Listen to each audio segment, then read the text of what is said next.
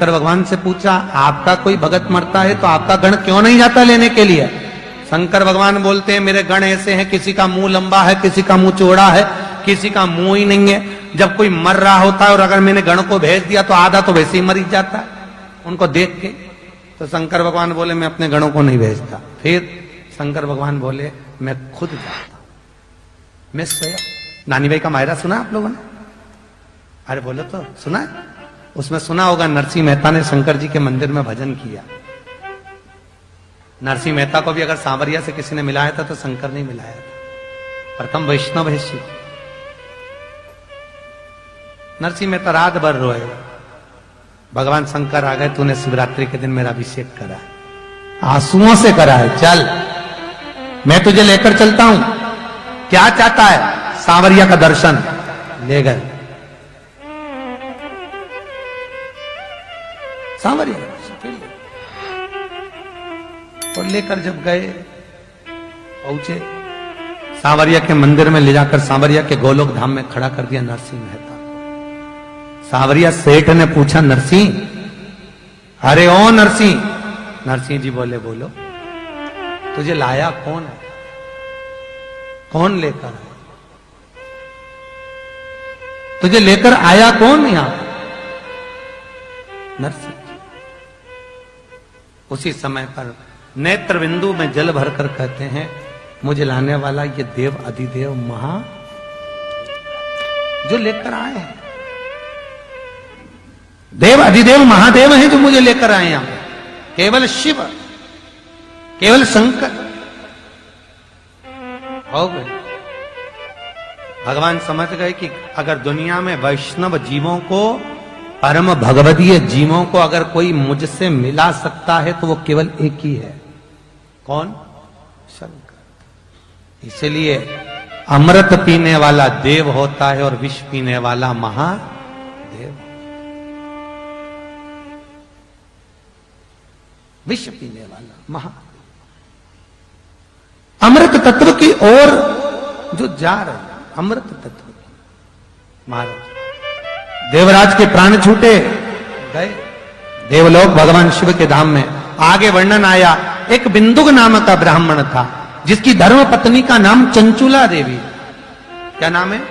चंचुला। बिंदुक भी ब्राह्मण है, ब्राह्मण कुल में जन्मा है और ब्राह्मण कुल में जन्म लेने के बाद भी वो सत्कर्म नहीं कर पाया, कभी जिंदगी में कोई अच्छा कर्म अपने जीवन में नहीं कर पाया।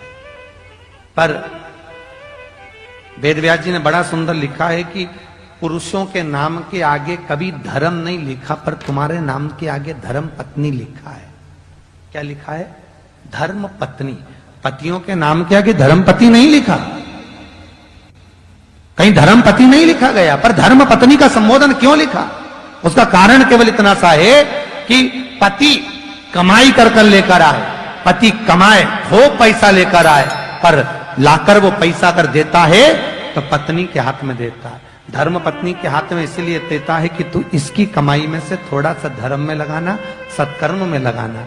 मुझे धर्म इसलिए नहीं लिखा, वेदव्यास जी ने पति के नाम के आगे धर्म पति इसलिए नहीं लिखा क्योंकि पति को अगर घर चलाना है, परिवार पालना है, कुटुंब पालना है तो उसको झूठ बोलना पड़ेगा, बेईमानी करना पड़ेगी, कपट करना पड़ेगा, छल करना पड़ेगा, उसको एक का दो करना पड़ेगा, तब जाकर घर चला पाएगा।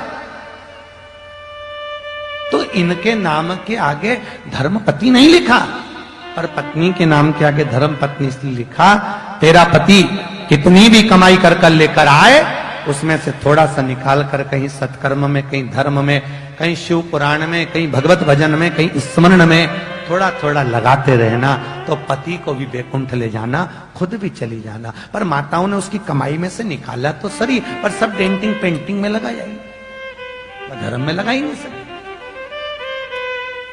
धर्म में लगता तो धर्म पत्नी का पथ होता। धर्म में धर्म पत्नी के पथ। चंचुला देवी बिंदुक चोरी कर लाई, बिंदुक लाई।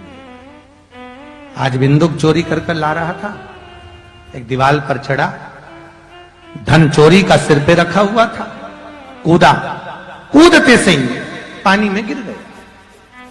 उसको नहीं मालूम था यहां पावड़ी है, उसको नहीं मालूम था यहाँ कुआं है। उसमें जब गिरा प्राण छूट गए। भागवत, शिव पुराण, अग्नि पुराण तीनों कहती है 3 तरह से मरे हुए व्यक्ति को कभी वैकुंठ नहीं मिलता। 3 तरह से मरे हुए व्यक्ति को कभी स्वर्ग नहीं मिलता। 3 तरह से मरे हुए व्यक्ति को कभी मोक्ष नहीं होता। 3 तरह से मरा हुआ व्यक्ति कभी भगवान के धाम तक नहीं पहुंच पाता। पहला, पानी में डूबकर मरा हुआ। दूसरा, सर्प के डसे से मरा हुआ। तीसरा, स्त्री के हाथ से मरा हुआ। ये जो बच्चे लोग कह देते हैं ना, कई बार लड़के लोग कहते हैं छोरी की याद में मर गया, उसके चक्कर में सुसाइड कर लिया। इनको एक बार शिव पुराण, भागवत पुराण अच्छे से सुन लेना चाहिए कि तुम उसकी याद में मरोगे, प्राण त्यागोगे तो तुम्हारा जीवन ना तो नरक जाओगे ना कभी स्वर्ग जाओगे। प्रेत की योनि में जिंदगी भर इसी पृथ्वी पर प्रेत बनकर भटकते रहोगे, भूत बनकर, प्रेत बनकर। मुक्ति नहीं है। शिव पुराण कहती है मोक्ष नहीं है। मुक्ति है कहां? भटकोगे, ना कभी बैकुंठ मिला है ना कभी नरक मिला। पड़े हो, भटक रहे हो जगत में। जैसे कोई आप कभी सूरज की किरण आ रही हो, उस पे आप देखना दर्पण लगा के थोड़ा तो ऐसे छोटे छोटे कण नजर आते हैं। बस उसी कण के रूप में ये प्रेत योनि में भटकता रहेगा। मुक्ति नहीं है उसकी। 3 तरह से मरे हुए व्यक्ति को कभी स्वर्ग नहीं, कभी परमपद नहीं, कभी बैकुंठ नहीं, कभी मोक्ष नहीं। पहला, जम के बोलो, पानी में डूबकर मरा हुआ। दूसरा, सर्प के डसे से मरा हुआ। और तीसरा, स्त्री के हाथ से मरा हुआ। मोक्ष नहीं, मुक्तता नहीं। आंख में आंसू।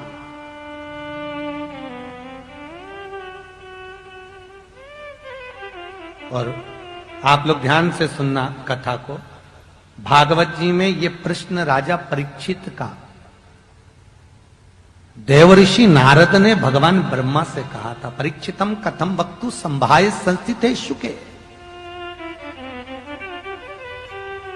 ये प्रश्न स्वयं राजा परीक्षित का प्रश्न देवऋषि नारद ने ब्रह्मा जी से कहा था। जब परीक्षित को सर्प ने डसा है तो उसको बैकुंठ कैसे मिल गया?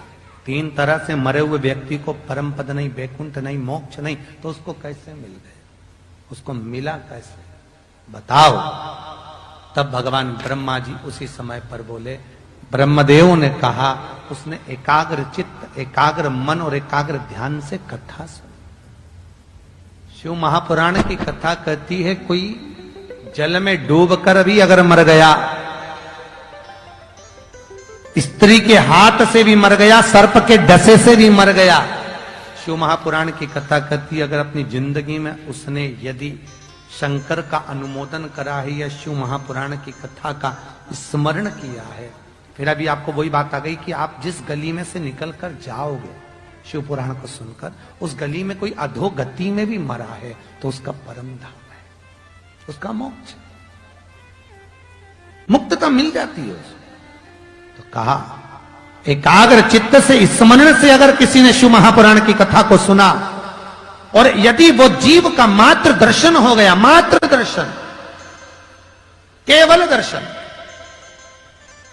महाराज जिसके माथे पर त्रिपुंड लगा हो, जिसके गले में रुद्राक्ष या तुलसी की माला हो, उसका सुबह से अगर दर्शन हो जाए तो कार्य सफल होता है, कार्य सफल।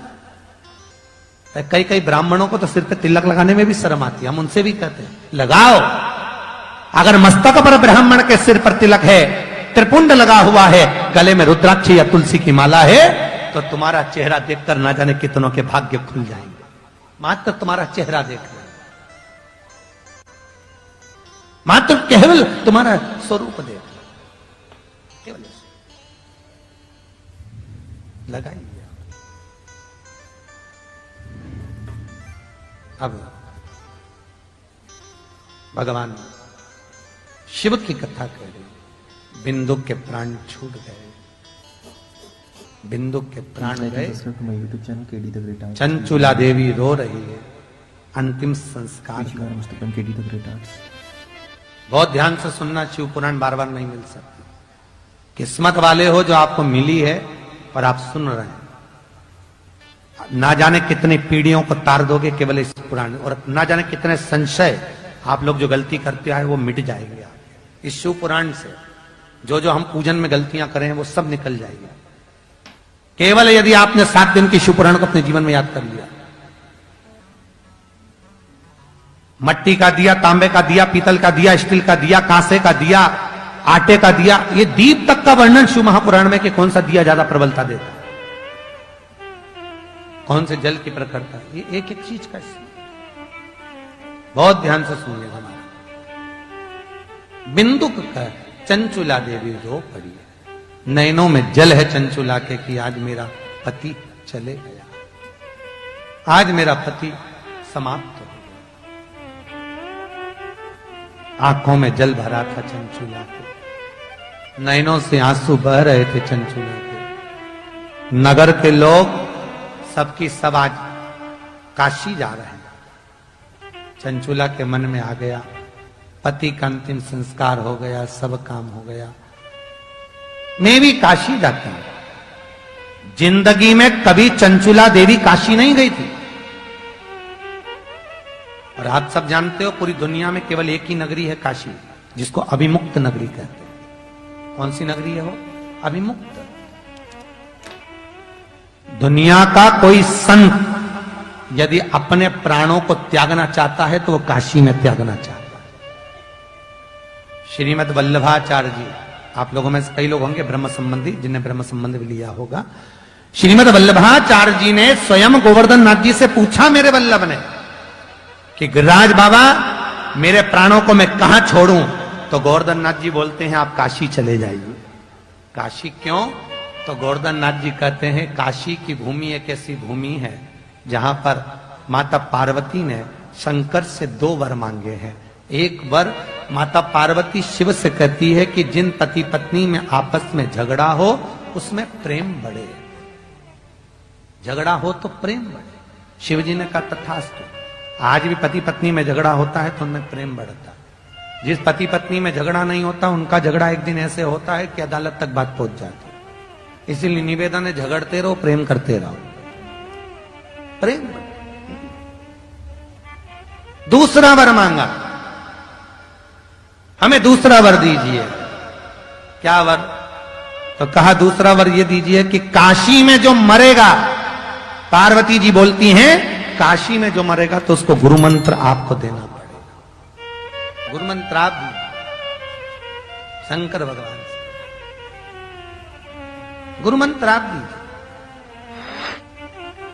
शिव जी तुरंत बोले पार्वती जगदम्बा ये कभी नहीं हो सकता, कभी नहीं हो सकता कि मरने वाले को गुरु मंत्र मैं दूं, और तू कह रही है कि गुरु मंत्र आपको देना पड़ेगा। ये कभी नहीं हो सकता, कभी भी नहीं। चंचुला देवी का प्रसंग है। पार्वती मैया चित्तवृत्ति रखकर नयन बंद कर कर बैठ गई। शिवजी आखिरी में बोल दिए, ठीक है पार्वती, ठीक है, मैं तुझे वचन देता हूं पार्वती, मैं तुझे वर देता हूं, काशी में मरने वाले को गुरु मंत्र मैं दूंगा। तो पार्वती जी बोलती है मुझे कैसे मालूम पड़ेगा कि आपने गुरु मंत्र दिया? मालूम कैसे पड़ेगा? तो पार्वती से पूछा तू बता क्या चाहती है? पार्वती जी कहती है गुरु मंत्र देना तो सीधे कान में देना, और सीधे कान में देकर कान को मोड़ देना, मैं समझ जाऊंगी कि आपने गुरु मंत्र दे दिया। आज भी काशी में मरने वाले का सीधा कान अपने आप टेढ़ा हो जाता है, आज भी। पहले हमको भी विश्वास नहीं था, फिर एक बार जब काशी में कथा करने गए तब मणिकर्णिका पे जाकर दर्शन किया।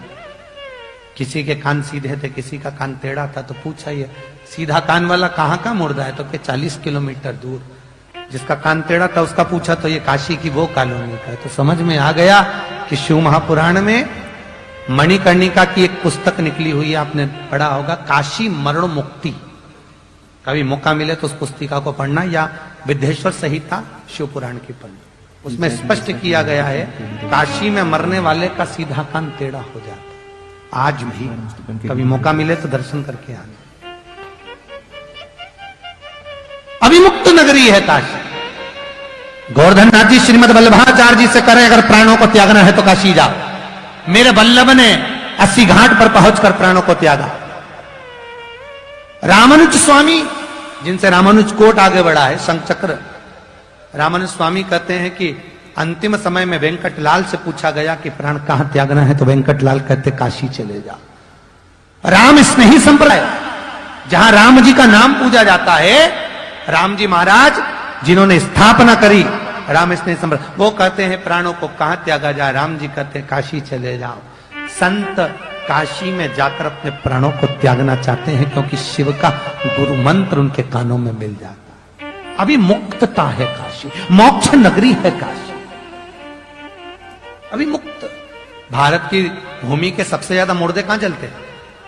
काशी में। अपने यहां गाड़ियां ओवरटेक करती, वहां मुर्दे ओवरटेक करते। लोग मुर्दों को लेके भागते हैं, जल्दी जल्दी समय पे हमारा नंबर लग जाए। काशी में पूरी दुनिया में कहीं पे भी मुर्दे जलाओ 3 दिन तक ठंडे नहीं होते। काशी के मणिकर्णिका घाट पर जो मुर्दा जलता है आधे घंटे के अंदर ठंडा हो जाता है, जलकर पूरा ठंडा। मणिकर्णिका मोक्षता है अभी। वो तो दुनिया के लोगों को थोड़ा डर लगता है वहां मणिकर्णिका पे जाने में, इसलिए लोग जा नहीं पाते, बहुत भय लगता है। मणिकर्णिका के घाट पर पहुंचोगे ना, और मैं तो कहता हूं जिसको अहंकार है ना बहुत, दौलत का, धन का, काया का, माया का, मेरा निवेदन है उसको एक बार मणिकर्णिका के घाट पे जरूर ले जाओ, पकड़ के ले जाओ। चल तू दर्शन, चलकर दर्शन तो करो। चारों तरफ लकड़ियों की दुकान, कंडों की दुकान, और दोनों साइड रोड पे मुर्दे ही मुर्दे, और बीच में से तुम जा रहे हो मणिकर्णिका के घाट, और घाट पे भी हजारों मुर्दे एक साथ जब जल रहे होंगे तब तेरी अहंकारी सब निकल जाएगी कि धन तो यहीं पड़ा रह गया, जीव वो चला गया। बड़ा जिसको अभिमान हो उसको एक बार काशी ले जाओ, एक बार मणिकर्णिका के घाट जरूर जाओ, दर्शन करा। इसको कहते हैं जी। कहां कहां अभिमान, क्यों फूला फिरे? अभिमान, धन, दौलत, काया, माया सब पड़ी है, सब पड़ी। किस बात का अभिमान करो रे? किस बात का? जबरदस्ती फूला फिरो 24 घंटा दर्पण के सामने, छोटी बना